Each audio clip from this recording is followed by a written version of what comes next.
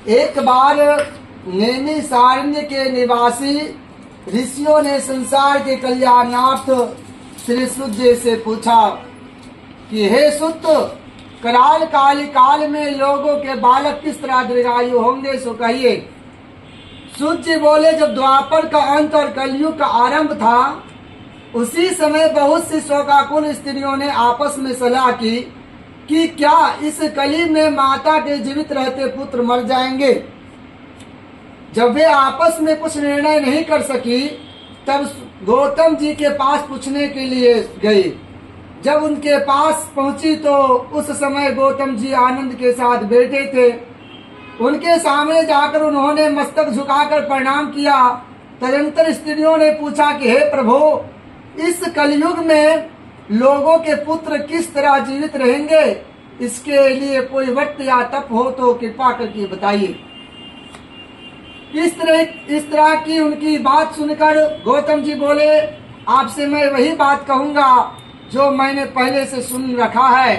गौतम जी ने कहा कि जब महाभारत युद्ध का अंत हुए तो पुत्र के शोक से व्याकुल होकर द्रौपदी अपनी सखियों के साथ ब्राह्मण श्रेष्ठ धौम्य के पास गई और उसने धौम्य से कहा कि हे विपेंद्र, कौन सा उपाय करने से बच्चे दीर्घायु हो सकते हैं, कृपा करके ठीक ठीक कहिए। धौम्य बोले, सत्ययुग में सत्य वचन बोलने वाला, सत्याचरण करने वाला समदर्शी जिमुतवाहन नामक एक राजा था। एक बार वह अपनी स्त्री के साथ अपनी ससुराल गया और वहीं रहने लगा। एक दिन आधी रात के समय पुत्र के शोक से व्याकुल कोई स्त्री रोने लगी, क्योंकि वह अपने बेटे के दर्शन से निराश हो चुकी थी। उसका पुत्र मर चुका था। वह रोती हुई कहती थी कि हाय मुझ बूढ़ी माता के ऊपर सामने मेरा बेटा मारा जा रहा है। उसका रुदन सुनकर राजा जिमुतवाहन का तो मनोहृदय विदीर्ण हो गया। वह तत्काल उस स्त्री के पास गया और उससे पूछा, तुम्हारा बेटा कैसे मरा है। बूढ़ी ने कहा, गरुड़ प्रतिदिन आकर गांव के लड़कों को खा जाता है।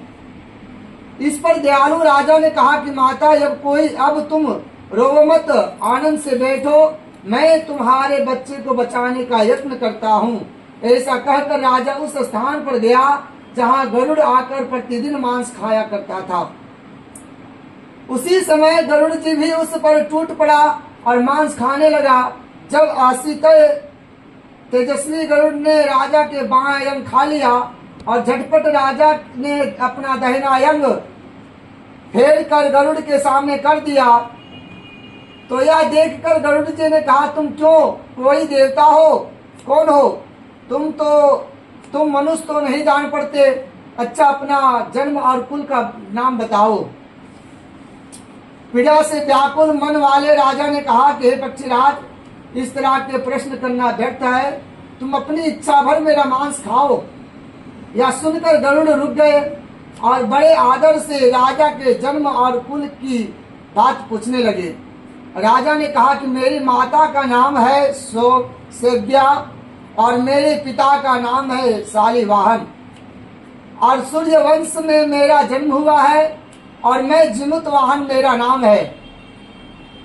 राजा की दयालुता देखकर गरुड़ ने कहा कि हे महाभाग, तुम्हारे मन में जो अभिलाषा हो वह वर मांगो।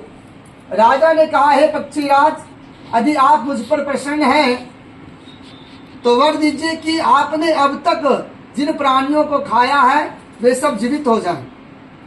हे स्वामी, अब से आप यहाँ बालकों को ना खाएं और कोई ऐसा उपाय करे कि जहाँ जो उत्पन्न हो वे लोग बहुत दिनों तक जीवित रहे। धौम्य ने कहा कि पक्षीराज, गरुड़ राजा को वरदान देकर स्वयं अमृत के लिए नागलोक चले गए। वहां से अमृत लाकर उन्होंने उन मरे हुए की हड्डियों पर बरसाया। ऐसा करने से लोग जीवित हो गए। जिनको कि पहले गरुड़ ने खाया था, राजा के त्याग और गरुड़ की कृपा से वहां वालों का बहुत कष्ट दूर हो गया। उस समय राजा के शरीर की शोभा दुगनी हो गई थी।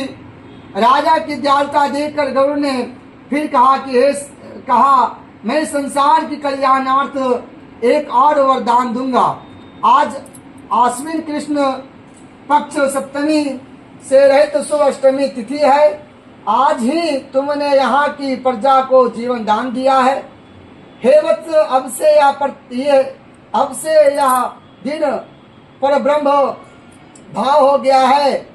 जो मूर्ति भेद से विविध नामों से विख्यात है, वही त्रिलोक्य से पूजित दुर्गा अमृत प्राप्त करने के अर्थ में जीवित पुत्रिका कहलाई है। सो इस तिथि को जो स्त्रियां उस जीवित पुत्रिका की और अर्कुश की आकृति बनाकर तुम्हारी पूजा करेगी, तो दिनों दिन उसका सौभाग्य बढ़ेगा और वंश की भी बढ़ती होती रहेगी। हे महाभाग, इस विषय में विचार करने की आवश्यकता नहीं है। हे राजन, सप्तमी से रहित और उद्यातिथि की अष्टमी को व्रत करें। आने सप्तमी विध अष्टमी जिस दिन हो, उस दिन व्रत ना कर शुद्ध अष्टमी को व्रत करें और नवमी में पारण करें। यदि इस पर ध्यान ना दिया जाए तो फल नष्ट तो हो ही जाएगा और सौभाग्य तो अवश्य नष्ट हो जाता है। जिम्बुत वाहन को इस तरह का वरदान देकर गरुड़ वैकुंठ धाम को चले गए और राजा भी अपनी पत्नी के साथ अपने नगर को वापस ले आए। धौम्य द्रौपदी से कहते हैं कि हे देवी, मैंने यह अतिशय दुर्लभ व्रत तुमको बताया है। इस व्रत को करने से बच्चे दीर्घायु होते हैं। हे देवी, तुम भी पूर्वोक्त विधि से यह व्रत और दुर्गा जी का पूजन करो तो तुम्हें अभिलिषित फल प्राप्त होगा। मुनिराज धौम्य की बात सुनकर द्रौपदी के हृदय में एक प्रकार का कौतूहल उत्पन्न हुआ और पूर्वासिनी स्त्रियों को बुलाकर उसके साथ यह उत्तम व्रत किया। गौतम ने कहा कि यह व्रत और इसके प्रभाव को किसी एक चील ने सुन लिया और अपनी सखी सियारिन को बताया। इसके बाद पीपल के वृक्ष की शाखा पर बैठकर उस चील ने और उस वृक्ष के खोते में बैठकर सियारिन ने भी व्रत किया। फिर वही मादा चील किसी उत्तम ब्राह्मण के मुंह से यह कथा सुन आई और पीपल के खोते में बैठी हुई अपनी सखी को सुनाया।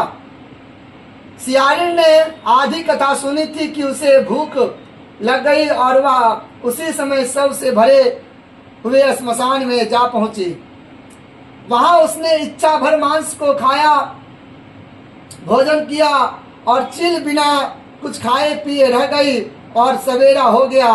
सवेरे वह गौशाले में गई और वहां गौ का दूध पिया। इस तरह नवमी को उसने पारण किया।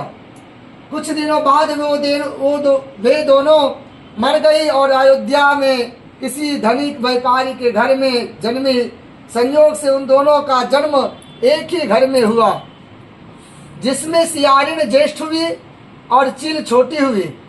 वे दोनों सभी शुभ लक्षणों से युक्त थी, इसलिए बड़ी लड़की काशीराज की ओर और छोटी उसके मंत्री के साथ ग्रहपात्य अग्नि के सामने विधि पूर्वक वैवाही गई।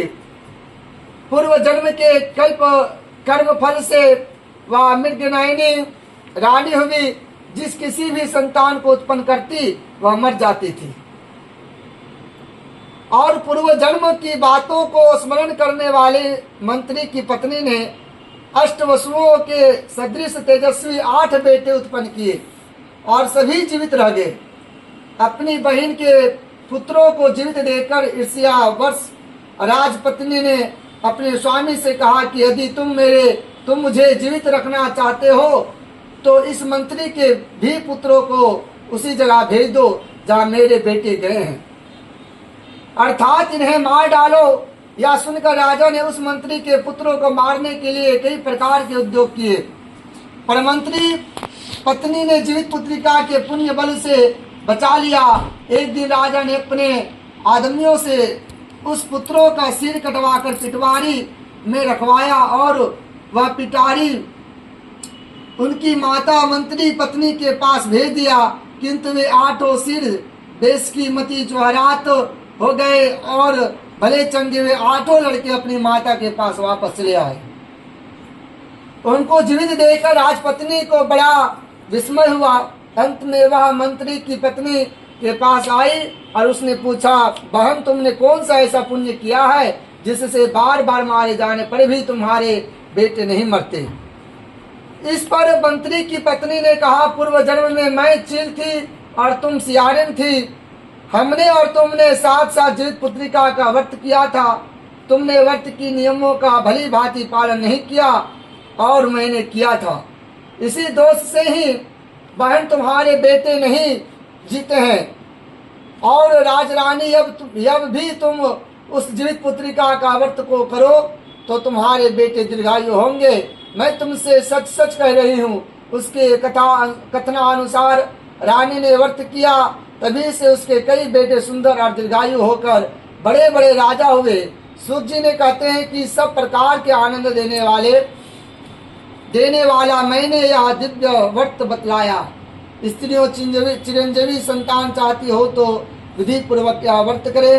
प्रेम से बोलिए गरुड़ जी महाराज की जय, वृंदावन बिहारी लाल की जय। झुक नहीं रहे हम लोग।